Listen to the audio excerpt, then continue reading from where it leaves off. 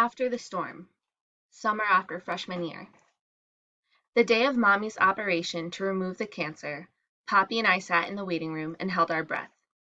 After Mommy woke up, the doctor told us the surgery had been successful, but she would have to stay at least 6 weeks to recover. Poppy quit his job so he could spend his days with Mommy at the hospital. He says even after the medical bills, there's still enough money in the savings account to pay for everything we need. Sometimes, while Mommy is lying down, Poppy will trace the arch of her eyebrow with his fingertips and lean over to kiss her lips. She is his sleeping beauty. When she is released this afternoon, she will have to come back every other week for chemotherapy treatments.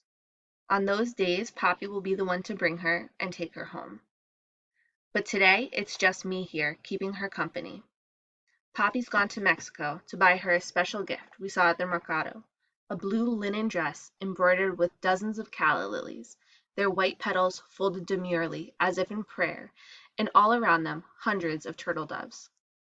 You should be at the mall, Mommy says, or at the movies with your friends, not cooped up with me all day. This is your summer vacation. She shifts painfully in her bed and rolls the thermometer around in her mouth as if it were a sour lollipop. I don't mind. I thought the two of us could have some fun, I tell her, pulling her makeup case out of my backpack. My bag is so old its leather face is worn and stained, begging to be retired. I won't throw it out because it belonged to Abuelita Inez when she was young. Mommy eyes the makeup case. What's that for? She asks as I fluff the pillows behind her. Don't you want to look coqueta for Papi when he gets back? I ask, winking. You're so silly, Mommy says, but she giggles in spite of herself.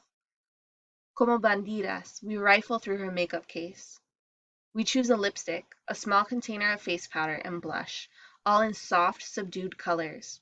Then she pulls out a tube of mascara and frowns. She's never liked the stuff. It's new, I admit. I bought it for your special occasion. Having an operation is not a special occasion, she says, and throws the tube of mascara back into the case in disgust. No, I whisper, kissing her cheek. An operation is definitely not a special occasion, but going home is.